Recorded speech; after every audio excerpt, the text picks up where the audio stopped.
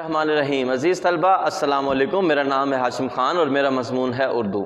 آج ہمارے پاس سبق ہے، اس کا ٹاپک ہے آرام و سکون۔ اس کے مصنف ہیں سید امتیاز علی تاج۔ آئیے عزیز طلبہ سبق کی ریڈنگ کرتے ہیں، مشکل الفاظ کے معنی جاننے کی کوشش کرتے ہیں۔ ڈاکٹر: جی نہیں بیگم صاحبہ، تردد کی کوئی بات نہیں، تردد فکر۔ میں نے بہت اچھی طرح معائنہ کر لیا ہے، معائنہ پڑتال جانچ، صرف تکان کی وجہ سے حرارت ہو گئی ہے، تکان تھکاوٹ حرارت بخار۔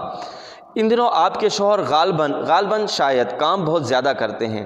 بیوی: ڈاکٹر صاحب ان دنوں کیا ان کا ہمیشہ سے یہی حال ہے، صبح 10 بجے دفتر جا کر شام 7 بجے سے پہلے کبھی واپس نہیں آتے۔ ڈاکٹر: جبھی تو میرے خیال میں انہیں دوا سے زیادہ آرام و سکون کی ضرورت ہے۔ کاروبار کی پریشانیاں اور الجھنیں بھلا کر ایک بھی روز آرام و سکون سے گزرا تو طبیعت انشاءاللہ بحال ہو جائے گی، انشاءاللہ اگر اللہ نے چاہا بحال درست۔ بیوی: 20 مرتبہ کہہ چکی ہوں کہ اتنا کام نہ کیا کرو، نصیب دشمنوں کے نصیب ہو۔ صحت سے ہاتھ دھو بیٹھو گے، ہاتھ دھو بیٹھنا گنوا بیٹھنا، ضائع کر بیٹھنا، مگر خاک اثر نہیں ہوتا، خاک اثر نہ ہونا، ذرا بھی اثر نہ ہونا۔ ہمیشہ یہی کہہ دیتے ہیں کہ کیا کیا جائے، ان دنوں کام بے طرح زوروں پر ہے، بے طرح بری طریقے سے شدید۔ ڈاکٹر: ہر روز تھوڑا تھوڑا وقت آرام و سکون کے لیے نہ نکالا جائے تو پھر بیمار پڑ کر بہت زیادہ وقت نکالنے کی ضرورت پڑ جاتی ہے۔ بیوی: یہ بات آپ نے انہیں بھی سمجھائی؟ میں نے کہا سن رہے ہو ڈاکٹر صاحب کیا کہہ رہے ہیں؟ میاں: ہوں۔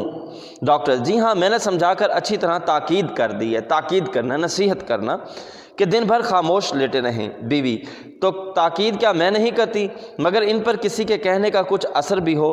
ڈاکٹر: جی نہیں، ابھی انہوں نے مجھ سے وعدہ کیا ہے کہ پورے طور سے میری ہدایات پر عمل کریں گے۔ بیوی: اور دوا کس وقت دینی ہے؟ ڈاکٹر: جی نہیں، دوا کی مطلق ضرورت نہیں، بس آپ صرف ان کے آرام و سکون کا خیال رکھیے، غذا جو کچھ دینی ہے میں لکھ چکا ہوں۔ بیوی: بڑی مہربانی ہے آپ کی۔ ڈاکٹر: تو پھر اجازت؟ بیوی: فیس میں آپ کو بھجوا دوں گی۔ ڈاکٹر: اس کی کوئی بات نہیں، آ جائے گی۔ بیوی اونچی آواز سے پکار کر: ارے للو، میں نے کہا ڈاکٹر صاحب کا بیگ باہر کار میں پہنچا دیجیے۔ ڈاکٹر: ایک بات عرض کر دوں بیگم صاحب، مریض کے کمرے میں شور غل نہیں ہونا چاہیے، اعصاب پر اس کا بہت مضر اثر پڑتا ہے، مضر، نقصان دہ۔ خاموشی اعصاب کو ایک طرح کی تقویت بخشتی ہے، تقویت، طاقت، قوت۔ بیوی: مجھے کیا معلوم نہیں ڈاکٹر صاحب، آپ اطمینان رکھیں، ان کے کمرے میں پرندہ پر نہ مارے گا، پرندہ پر نہ مارا، ذرا بھی کسی قسم کی حرکت نہ ہونا۔ للو: حضور۔ ڈاکٹر: اٹھا لو یہ بیگ تو آداب۔ بیوی: آداب۔ ڈاکٹر اور ملازم جاتے ہیں، قریب آ کر: میں نے کہا سو گئے کیا؟ میاں: ہوں، یوں ہی چپکا پڑا ہوں، چپکا، خاموش۔ بیوی: بس بس بس بس بس، چپکے ہی پڑے رہیے، ڈاکٹر صاحب بہت سخت تاکید کر گئے ہیں کہ نہ آپ بات کریں نہ کوئی آپ کے کمرے میں بات کرے، اس سے بھی تکان ہوتی ہے، تمام وقت پورے آرام و سکون سے گزاریں، سمجھ گئے نا؟ میاں: ہوں، کراہتا ہے۔ بیوی: کیوں بدن ٹوٹ رہا ہے؟ میاں: ہوں۔ بیوی: کہو تو دبا دوں؟ میاں: ہوں۔ بیوی: سونے کو جی چاہ رہا ہو تو چلی جاؤں؟ میاں: اچھی بات ہے۔ بیوی: اگر پیچھے کسی چیز کی ضرورت ہوئی تو؟ اچھا، بلانے کی گھنٹی پاس رکھے جاتی ہوں، گھنٹی کہاں گئی؟ رات میں نے آپ یہاں میز پر رکھی تھی، اللہ جانے یہ کون اللہ مارا میری چیزوں کو الٹ پلٹ کرتا ہے۔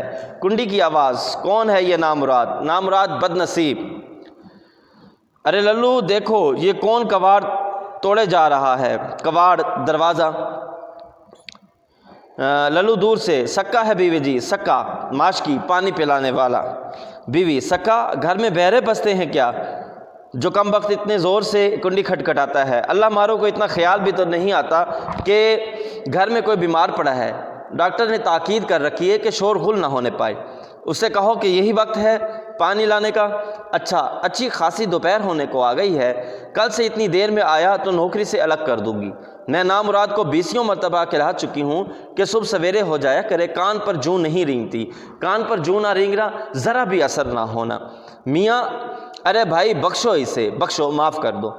بیوی: بخشوں کیسے؟ ذرا طرح دو، طرح، ڈھیل، تو یہ لوگ سر پر سوار ہو جاتے ہیں۔ میاں: ہوں، کراتا ہے۔ بیوی: کیوں، زیادہ درد محسوس ہو رہا ہے؟ میاں: ہوں۔ بیوی: للو سے کہوں آ کر دبا دے؟ میاں: ہوں۔ بیوی: یہ دیکھو یہاں انگیٹھی پر رکھی ہے، آپ بتائیے، آپ سے آپ آ گئے، یہاں پاؤں تھے اس کے، یہ سب حرکتیں اس للو کی ہیں، کم وقت نے قسم کھا رکھی ہے کبھی کوئی چیز ٹھکانے پر نہ رہنے دے گا، اللہ جانے یہ نامراد میری چیزوں کو ہاتھ لگاتا کیوں ہے۔ للو، ارے للو میاں، ارے بھائی کیوں ناحق ناجائز بلا وجہ غل مچا رہی ہو؟ غل، شور، ہنگامہ۔ گھنٹی رات میں نے خود میز پر سے اٹھا کر انگیٹھی پر رکھ دی تھی۔ کرہاتا ہے۔ بیوی، تم نے؟ اے ہے، وہ کیوں؟ میاں، ننھا بار بار بجائے جا رہا تھا، میرا دم الجھنے لگا تھا۔ کرہاتا ہے۔ للو آ کر مجھے بلایا ہے بیوی جی؟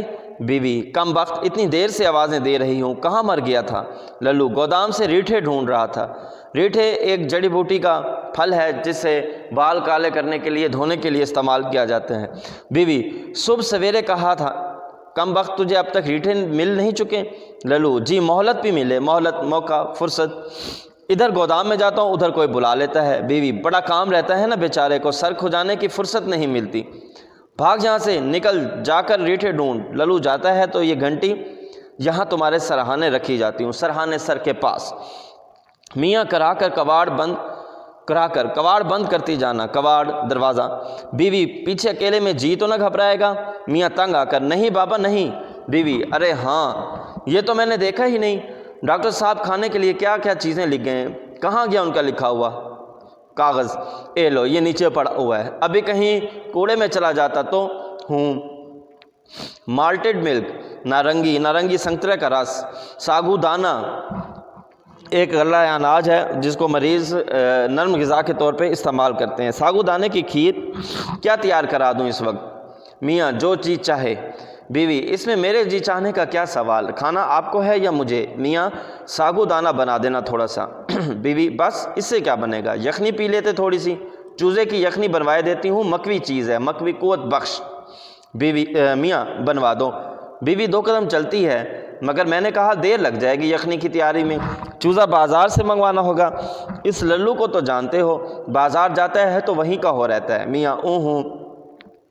بیوی، تو پھر یوں کرتی ہوں، صحن میں بچہ پٹ پٹ گاڑی چلانے لگتا ہے۔ میاں، ارے بھائی اب یہ کیا کھٹ پٹ شروع ہو گئی؟ بیوی، ننھا ہے آپ کا، عید کے روز میلے میں سے یہ کھلونا گاڑی لے آیا تھا، نہ اس کم وقت کا دل اس سے بھرتا ہے، نہ وہ کم وقت ٹوٹتی ہے۔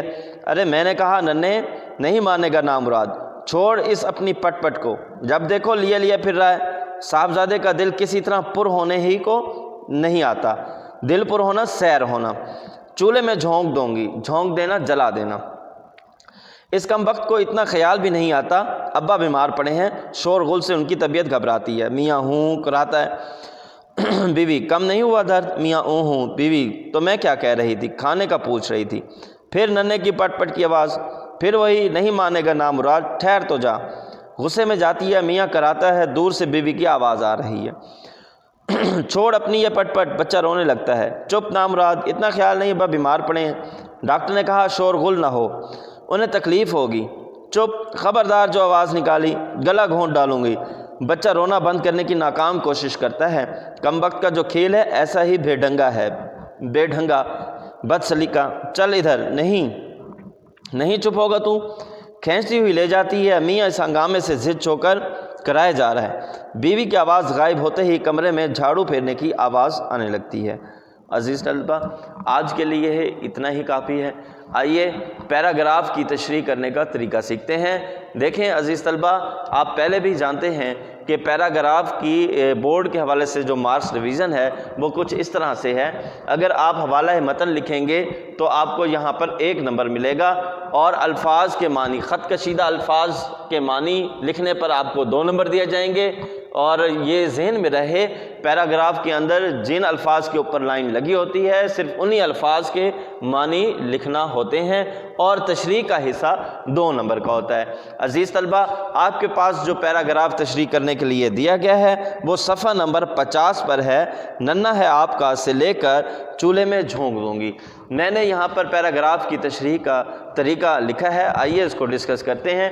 سب سے پہلے آپ ہیڈنگ بنائیں گے پیراگراف کی تشریح، اس کے بعد آپ ڈاٹڈ فارم میں پیراگراف لکھیں گے۔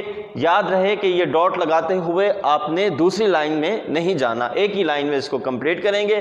اس کے بعد آپ نے ہیڈنگ بنانی ہے حوالہ متن۔ یاد رہے مارکر سے یہ حوالہ متن لکھنا ہے، اس کے نیچے 1 لائن ڈراپ کر دیں گے، پھر سبق کا عنوان کولن کا نشان لگائیں گے، 2 فنگر اسپیس کے بعد انورٹڈ کوماز میں آرام و سکون، پھر 1 لائن ڈراپ کریں گے، مصنف کا نام کولن انورٹڈ کوما سٹارٹ اور سید امتیاز علی تاج کے بعد کوماز کلوز کر دیں گے۔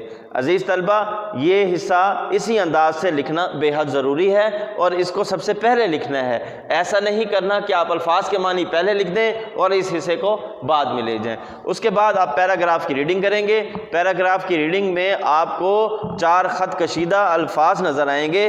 آپ نے ان خط کشیدہ الفاظ کی ہیڈنگ بنانی ہے، پھر کالم بنانا ہے اور نمبرنگ کے ساتھ آپ نے مارکر کے ساتھ الفاظ لکھنے ہیں، جیسے کہ یہاں پر درج ہیں کم بخت، صاحبزادہ، جھونک دینا، دل پر ہونا۔ پھر ان کے معنی آپ پین کے ساتھ لکھیں گے، بد نصیب، بیٹا، جلا ڈالنا، سیر ہونا۔ اس کے بعد آپ تشریح کرنا شروع کریں گے۔ تشریح شروع کرنے سے پہلے چند روایتی جملے جو ہیں وہ لکھنا ضروری ہیں، جیسا کہ یہ